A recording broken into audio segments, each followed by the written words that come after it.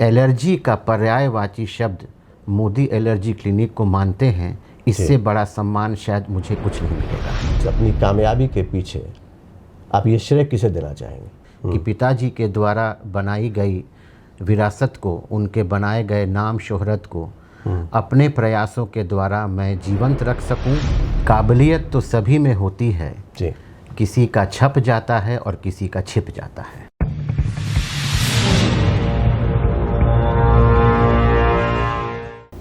नमस्कार, outlook initiative के इस खास कार्यक्रम खास मुलाकात में आप तमाम दर्शकों का बहुत बहुत स्वागत है और मैं हूं दिनेश आनंद। आप सभी जानते हैं कि आउटलुक ग्रुप पिछले कई सालों से अपनी कई पत्रिकाओं का सफलतापूर्वक प्रकाशन करता आ रहा है, जिनमें आउटलुक हिंदी, आउटलुक इंग्लिश जो ग्रुप की नेशनल न्यूज़ मैगजीन है, इसके अलावा outlook business, outlook money, outlook traveller, outlook splurge. और इन तमाम पत्रिकाओं को आप तमाम पाठकों का वर्षों से प्यार, सहयोग, समर्थन मिलता रहा है। इसके लिए हम आप सभी का आभार व्यक्त करते हैं। पिछले कुछ सालों में सोशल मीडिया की बढ़ती ताकत से इनकार नहीं किया जा सकता। देश दुनिया के लाखों कार्यक्रम आज इन प्लेटफॉर्म्स पे सफलतापूर्वक संचालित हो रहे हैं और इसको देखते हुए आउटलुक ग्रुप ने सोशल मीडिया प्लेटफॉर्म पे कदम रखने का मन बनाया है। तो आइए आज के अपने विशेष मेहमान से हम आपका परिचय करवा दें। बिहार के जाने माने एलर्जोलॉजिस्ट यानी एलर्जी रोग विशेषज्ञ और आउटलुक ग्रुप द्वारा आइकन्स ऑफ बिहार अवार्ड से सम्मानित डॉक्टर गौतम मोदी। डॉक्टर साहब, आपका इस हमारे कार्यक्रम में बहुत बहुत स्वागत है। नमस्कार। कहते हैं डॉक्टर साहब कि बिहार झारखंड में आपके स्वर्गीय पिता रामकृष्ण मोदी, एलर्जी जो आपका विषय है, तो उसके वो अकेले ही चिकित्सक हुआ करते थे और अब आप बिहार झारखंड के अकेले डॉक्टर हैं इस विषय के। अभी हाल ही में लाइनर बिहार करंट अफेयर्स नामक पुस्तक में एक ऑब्जेक्टिव प्रश्न डॉक्टर गौतम मोदी को लेकर भी है।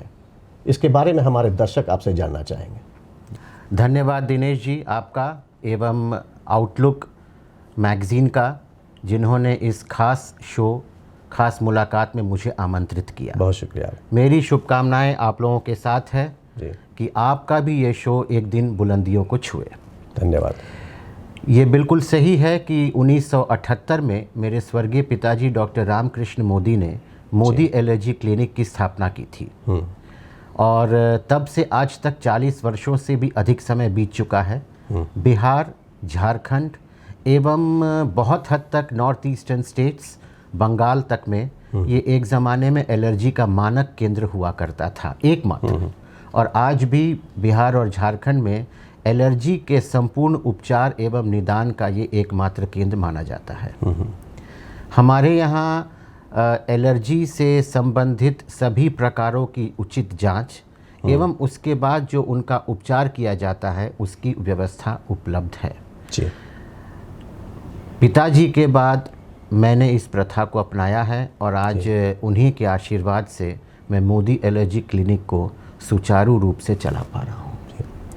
डॉक्टर मोदी, विभिन्न प्रकार की एलर्जी से आज हमारा पूरी दुनिया परेशान है और ख़ास करके भारत में और आपका जो राज्य बिहार है, यहाँ पर एलर्जी के जो रोगी हैं वो लगातार तेज़ी से बढ़ रहे हैं। तो हम आपसे यह जानना चाहेंगे कि मेडिकल साइंस में इस एलर्जी का कोई समाधान है या नहीं, और इसके कारण, उपचार और पर बात करना चाहेंगे। एलर्जी की जानकारी हम लोगों को, मानव जाति को 1906 से पता चलता है। वॉन पिरक्विट नामक एक वैज्ञानिक ने इसकी जांच की थी, जब उन्होंने देखा था कि एक ख़ास मौसम में, जब पतझड़ का मौसम आता है, जहां फूलों के पराग ज़्यादा होते हैं, वहां पर लोगों को सर्दी, खांसी, छींके आना वगैरह होती थी। तब से हम निरंतर रूप से इस विषय पर कार्य करते आ रहे हैं और जितने भी वातावरण में हमारे पदार्थ उपलब्ध होते हैं, जैसे फूल के पराग हैं, धूल कण हैं, फफूंदी है, इनके प्रति जब हमारे शरीर की प्रत्युर्जता बढ़ जाती है, यानी कि रिएक्शंस बढ़ जाते हैं, उस परिस्थिति को हम एलर्जी कहते हैं। एलर्जी एक अवस्था है जहाँ पर सामान्य रूप से जिन चीज़ों के प्रति शरीर प्रतिक्रिया नहीं देती है, उनके प्रति भी प्रतिक्रिया देनी शुरू कर देती है। बहुत तरह की परिस्थितियां होती हैं, जैसे एलर्जिक राइनाइटिस, नाक की एलर्जी, सर्दी, जुकाम, सांस लेने में दिक्कत जैसे ब्रोंकियल अस्थमा कहते हैं, त्वचा संबंधी एलर्जी इत्यादि, और इसकी समुचित दवाइयाँ आज हमारे पास उपलब्ध हैं।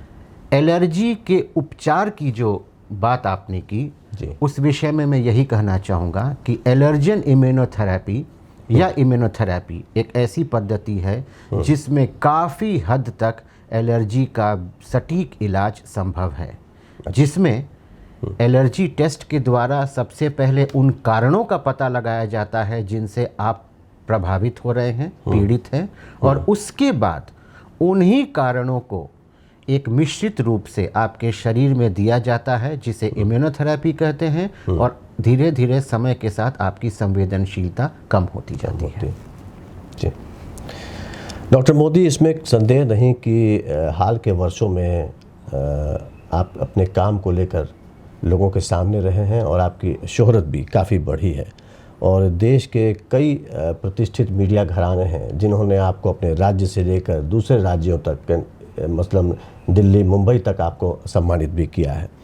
2018 में आउटलुक ग्रुप का एक बहुत बड़ा कार्यक्रम पटना में आयोजित हुआ था, आइकन्स ऑफ बिहार, और हमारे आउटलुक ग्रुप ने भी आपका उसमें सिलेक्शन किया था और आपको मंच पर हम लोगों ने सम्मानित भी किया था।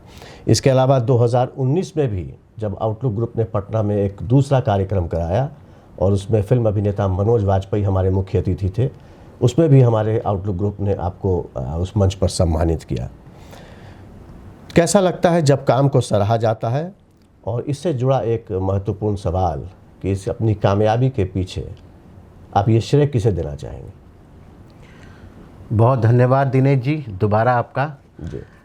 जहाँ तक शोहरत और जहाँ तक की काबिलियत या जहाँ तक कि सम्मान का सवाल है, जी, मैं इस बात को दोहराने में गर्व महसूस करता हूँ कि सफ़र की शुरुआत तो आप ही के द्वारा, आपसे ही और आउटलुक मैगज़ीन के मंच से हुई थी। Thank you. मेरा ये मानना है कि काबिलियत तो सभी में होती है, जी। किसी का छप जाता है और किसी का छिप जाता है। बिल्कुल। तो मेरा ये प्रयास रहा कि इतना सामान्य शब्द हो चुका है आजकल एलर्जी, सभी लोग जानते हैं, सभी लोग उससे कहीं ना कहीं से पीड़ित हैं, पर वो उचित जगह, उचित व्यक्ति और उचित चिकित्सा पद्धति के पास पहुंच नहीं पा रहे थे। सम्मान समारोह, जानकारी देना या किसी प्रकार से आपका जो आर्टिकल है वो विभिन्न पत्रिकाओं में छपना, इन सब से एक बहुत ही सुखद अनुभूति होती है कि जो प्रयास हम लोग कर रहे हैं, वर्षों से पिताजी ने किया, आज मैं उसको कर रहा हूँ कि बिहार राज्य में बिहार वासियों को एलर्जी से संपूर्ण निदान हेतु हम प्रयास कर रहे हैं। आज उसको सराहा जाता है, उसको सम्मान की दृष्टि से देखा जाता है, और आज लोग एलर्जी का पर्यायवाची शब्द मोदी एलर्जी क्लिनिक को मानते हैं। इससे बड़ा सम्मान शायद मुझे कुछ नहीं मिलेगा। बिल्कुल। जहाँ तक प्रेरणा का सवाल है, तो मेरा प्रयास यही रहता है कि पिताजी के द्वारा बनाई गई विरासत को, उनके बनाए गए नाम शोहरत को अपने प्रयासों के द्वारा मैं जीवंत रख सकूं, उसे और आगे बढ़ा सकूं और अधिक से अधिक लोगों की सेवा कर सकूं, और एक एंटी एलर्जिक के रूप में आप कह सकते हैं कि उनके जीवन में मैं उतर सकूं ताकि वो एक निरोग जीवन जी सके। बहुत खूब।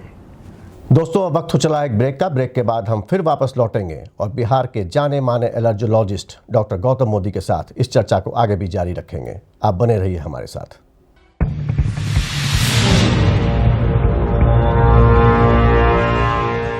कुछ घड़ियां तो केवल वक्त ही बताती हैं, तो कुछ घड़ियां इंसान को उसका वक्त। बदलते वक्त के साथ जो बिना हारे, बिना थके निरंतर चलता जाता है, उसे तो मिल जाती है मंजिल, और मंजिलों पर पहुंचने वाले चंद खास शख्सियतों से अब हम करवाएंगे आपकी मुलाकात।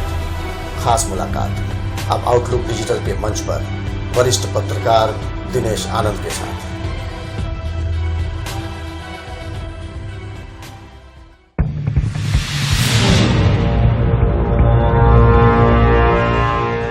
ब्रेक के बाद आप तमाम दर्शकों का एक बार फिर से बहुत बहुत स्वागत है और आज हम बात कर रहे हैं बिहार के जाने माने एलर्जी रोग विशेषज्ञ डॉक्टर गौतम मोदी के साथ। डॉक्टर मोदी, आपके पिता स्वर्गीय रामकृष्ण मोदी राज्य के जाने माने एलर्जोलॉजिस्ट थे।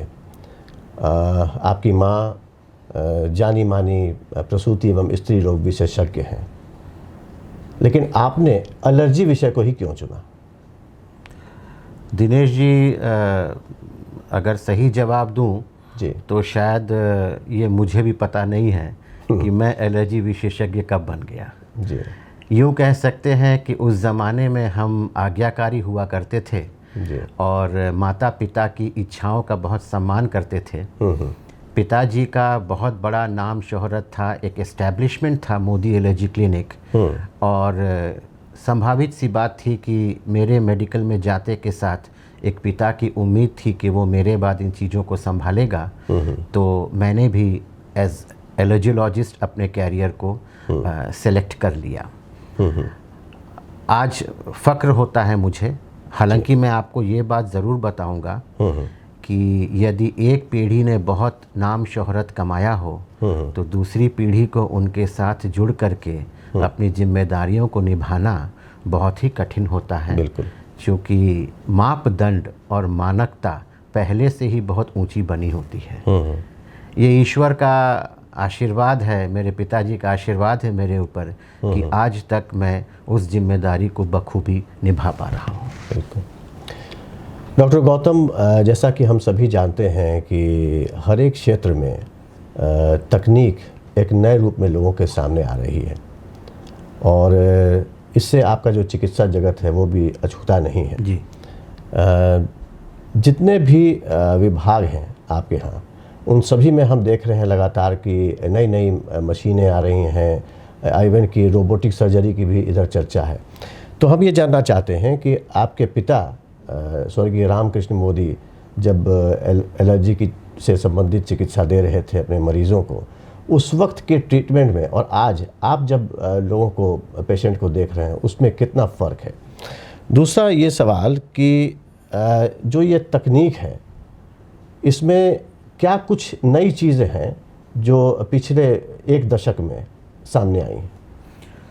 बहुत बहुत धन्यवाद दिनेश जी, जी, इस सवाल को पूछने का, चूँकि मुझे लगता है जी, कि हमारी इस खास मुलाकात की ये सबसे खास पहलू रहेगी जो हमारे तमाम दर्शक इस चीज़ को समझ पाएंगे कि एलर्जी में भी कितनी बढ़ोतरी और कितनी एडवांसमेंट्स हुए हैं। जी, जी, पहले एलर्जी की डायग्नोसिस जो हम करते थे वो इंट्राडर्मल टेक्निक से करते थे, यानी जो एलर्जिक पदार्थ है उसकी थोड़ी मात्रा हम सुई के द्वारा चमड़े और मांस के बीच सतह पर यहाँ दिया करते थे। अच्छा, उसमें एक परिवर्तन आया कि अब हम प्रिक टेस्ट करते हैं, यानी कि उसी पदार्थ को यहाँ पर एक तरल पदार्थ बूंद रख करके और बस थोड़ा सा चुभाते जैसे हैं, करीब करीब वो पेनलेस है, बिल्कुल दर्द नहीं होता है।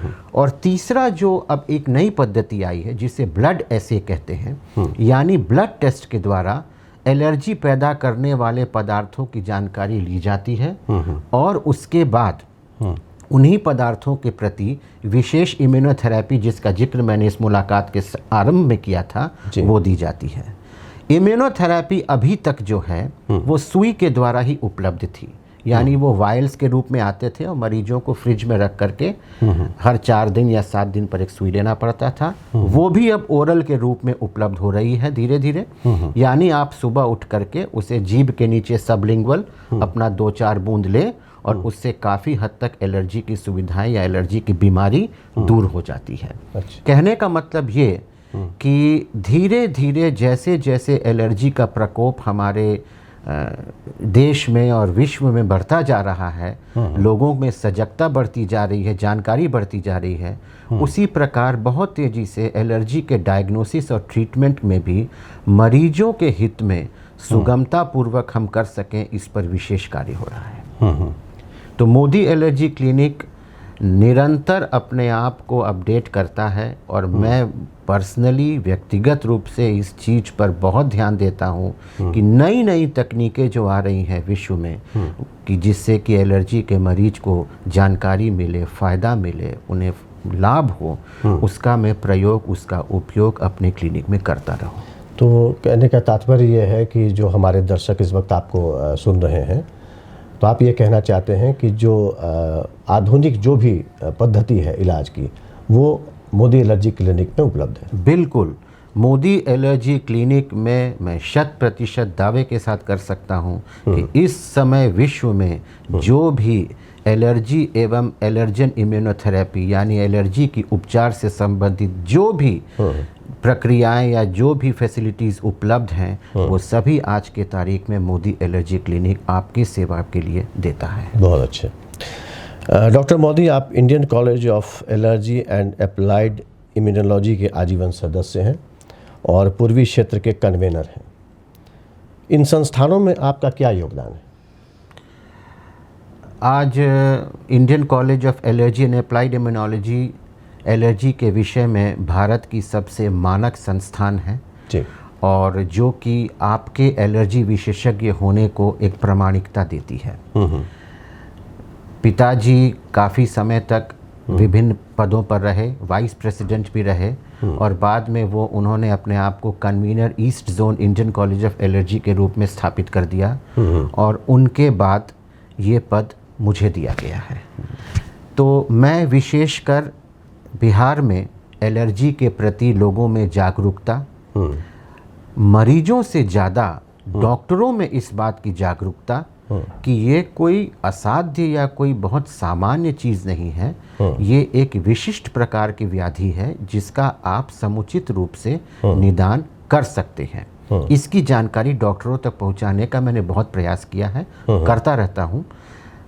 2019 में बिहार का पहला एलर्जी एंड एलर्जन इम्यूनोथेरेपी का वर्कशॉप पटना में हुआ था। होटल मौर्या में किया था, आपको याद होगा। वो आपके नेतृत्व में हुआ? जी, मेरे नेतृत्व में हुआ था और हिंदुस्तान के 5 से 6 जाने माने एलर्जी विशेषज्ञ मेरे पिताजी के समकक्ष थे, वो यहाँ आए थे और पटना में करीब 100-125 बिहार से अलग अलग प्रांतों से डॉक्टरों ने उसमें हिस्सा लिया था और बहुत अच्छा रिस्पांस उसके बाद मुझे मिला है। तो मेरा प्रयास यही रहता है as a convener East zone Indian college of allergy कि बिहार क्षेत्र में, बिहार राज्य में न सिर्फ मरीज बल्कि डॉक्टरों को भी एलर्जी से संबंधित उचित जानकारी दी जाए। दोस्तों, अब वक्त हो चला एक ब्रेक का। ब्रेक के बाद हम फिर वापस लौटेंगे और बिहार के जाने माने एलर्जोलॉजिस्ट डॉक्टर गौतम मोदी के साथ इस चर्चा को आगे भी जारी रखेंगे। आप बने रहिए हमारे साथ।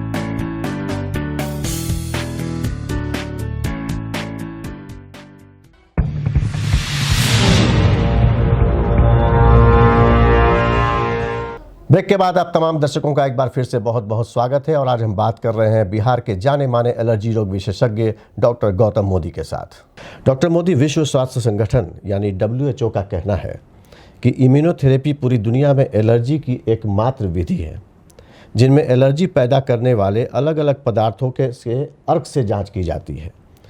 हमारे दर्शक इसे आपसे समझना चाहेंगे। दिनेश जी, दोबारा धन्यवाद। बहुत ही उपयुक्त और बहुत ही आवश्यक सवाल आपने किया है।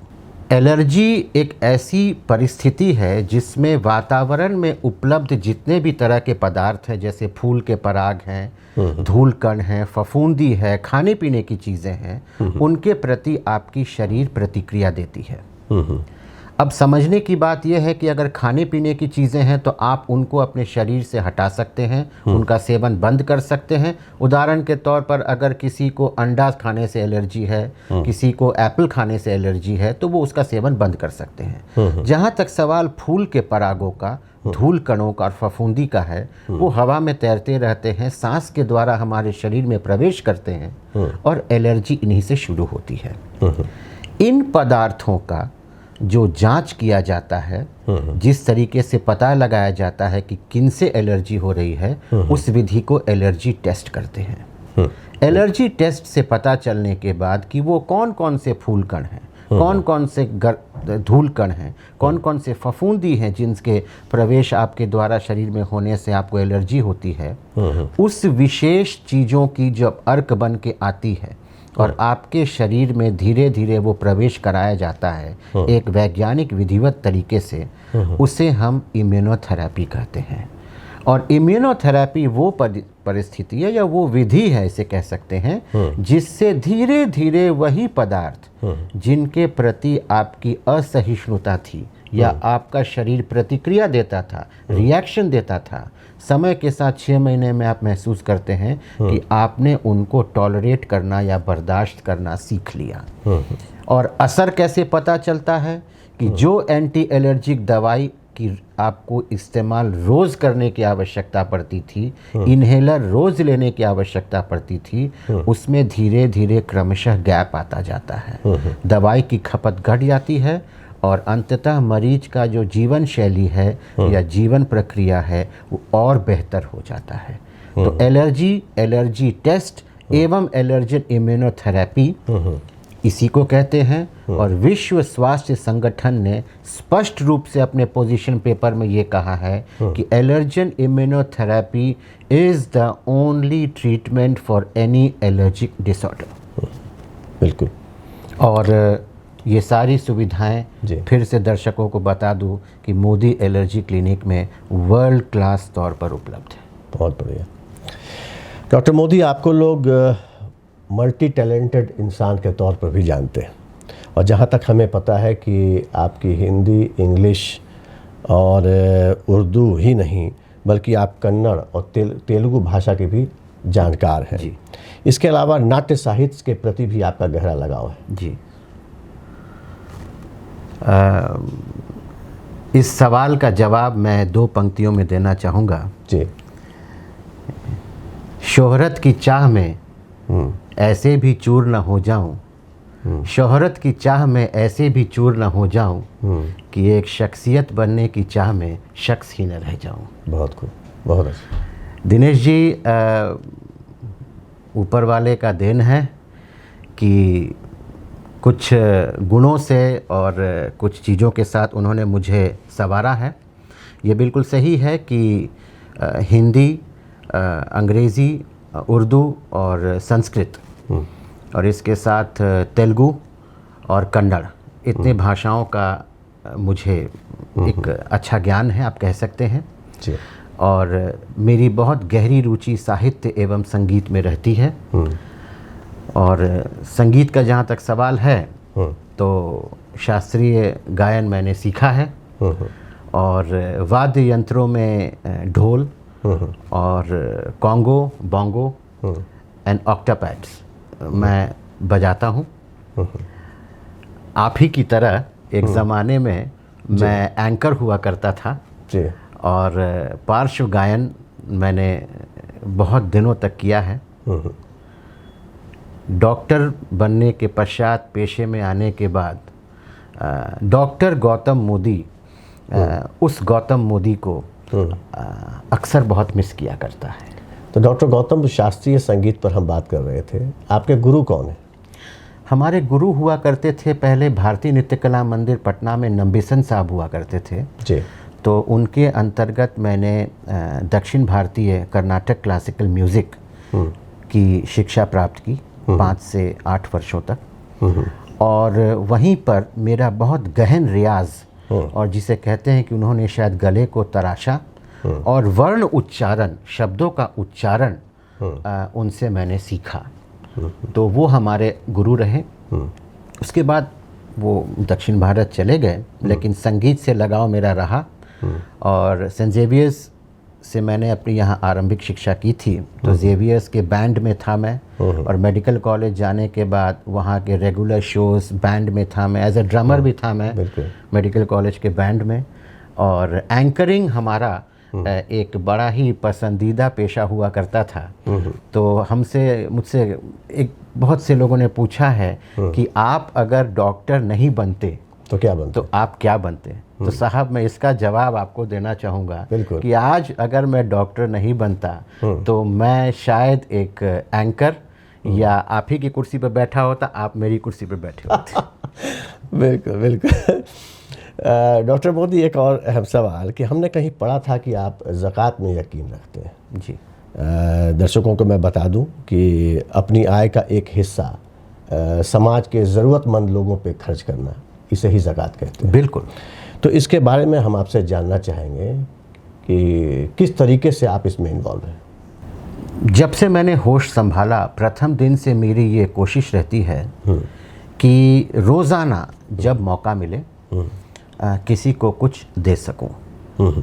ये ज़रूरी नहीं है कि आप किसी को कुछ पैसे दीजिए या कुछ चीज़ दीजिए, स्नेह दीजिए, सम्मान दीजिए जिसकी आजकल बहुत कमी हो गई है, अपनापन दीजिए और किसी की दो बातों को सुन लीजिए। तो आज के तारीख में मेरा ये रोज़ाना प्रयास रहता है कि कहीं न कहीं से किसी न किसी व्यक्ति को अगर मैं कोई काम आ सकूं तो दिनेश जी मैं उस मौके को चूकता नहीं हूं। और मेरा ये मानना है कि कभी भी कोई व्यक्ति अगर आपसे मिलता है तो वो आपको एक अपॉर्चुनिटी देता है, आप उसको मेक करिए या आप उसको ब्रेक करिए। और ये चीज़ मैंने देखा है वर्षों से कि जितने भी कामयाब और जितने भी शिखर और बुलंदियों पर पहुँचे हुए व्यक्ति हैं वो सभी उसी 24 घंटे में तमाम उन लोगों से संपर्क कर पाते हैं जो उनसे मिलना चाहते हैं या पूछना चाहते हैं। वो कभी नहीं कहते कि वो बहुत बिजी हैं। आदर्श उदाहरण आज के डेट में भारतवर्ष के प्रधानमंत्री श्री नरेंद्र मोदी जी हैं। आप उनको मेल करिए और 24 घंटे के अंदर आपके मेल का जवाब मिल जाएगा। क्या अनुभूति होती है जब उनका जवाब हमें मिलता है। तो शायद मेरे मरीजों को, मुझे जानने वालों को भी वैसे ही एक सुखद अनुभूति होती होगी जब मैं उनके लिए कुछ कर पाता हूँ। ये मेरी दैनिक दिनचर्या में ज़कात का महत्व है। डॉक्टर मोदी, जैसा कि अभी आपने बताया कि संगीत के प्रति आपका गहरा लगाव है, तो हमारे दर्शकों को कुछ आप सुनाना चाहेंगे? दर्शकों को मैं आप ही के पसंदीदा गीत की 2 पंक्तियां सुनाना चाहता हूँ। ज़रूर। फिल्म शोर से। बिल्कुल। तू धार है नदिया की, मैं तेरा किनारा हूँ, तू मेरा सहारा है, मैं तेरा सहारा हूँ। 2 पल के जीवन से एक उम्र चुरानी है, जिंदगी और कुछ भी नहीं, तेरी मेरी कहानी है। धन्यवाद। धन्यवाद। दर्शकों, अभी आप सुन रहे थे डॉक्टर गौतम मोदी को। ये एक न केवल सफल चिकित्सक हैं बल्कि इन्होंने अपना एक दूसरा रूप भी अभी आपके सामने पेश किया है। एक आखिरी सवाल। जी बिल्कुल। डॉक्टर गौतम मोदी के परिवार में कौन कौन है? मेरे परिवार में मेरी माता जी हैं, बहुत ही प्रख्यात स्त्री रोग विशेषज्ञ हैं, डॉक्टर प्रमिला मोदी। मेरी पत्नी डॉक्टर चारू मोदी। बहुत हद तक उन्हें मैं अपना मेंटर भी मानता हूँ कि आज मैं जीवन के जिस मुकाम पर हूँ उसमें बहुत बड़ा योगदान माता पिता के बाद मेरी पत्नी का है। आपकी पत्नी स्त्री रोग विशेषज्ञ? जी, मेरी पत्नी स्त्री रोग विशेषज्ञ हैं। मेरा बेटा मास्टर चिन्मय मोदी। और जब बेटे का जिक्र आया तो मैं अक्सर अपने बेटे से कहता हूँ कि अब इच्छा यही है कि जीवन में एक दिन आए कि लोग मुझसे भी पूछें कि आप ही चिन्मय के पापा हैं क्या। बहुत खूब, बहुत अच्छे। जी, छोटा सा परिवार है, सभी अपनी अपनी जगह व्यवस्थित हैं। जी, माता रानी का आशीर्वाद है कि हम सभी कुछ न कुछ समाज के लिए, देश के लिए कर पा रहे हैं। बहुत धन्यवाद। दोस्तों, अब हमारे कार्यक्रम की समाप्ति का वक्त हो चला है, लेकिन जाने से पहले मैं डॉक्टर गौतम मोदी के लिए एक शेर पढ़ना चाहूँगा कि कदम चूम लेगी खुद चल कर मंजिल, कदम चूम लेगी खुद चल कर मंजिल, मुसाफिर गर अपनी हिम्मत न हारे। उम्मीद करता हूं आपको आज का हमारा यह कार्यक्रम पसंद आया होगा। अगर पसंद आया हो तो आप हमारे कार्यक्रम को लाइक करें, शेयर करें और हमारे चैनल को सब्सक्राइब करें। अगले एपिसोड में ऐसी ही किसी शख्सियत से हम फिर करवाएंगे आपकी मुलाकात। तब तक के लिए नमस्कार।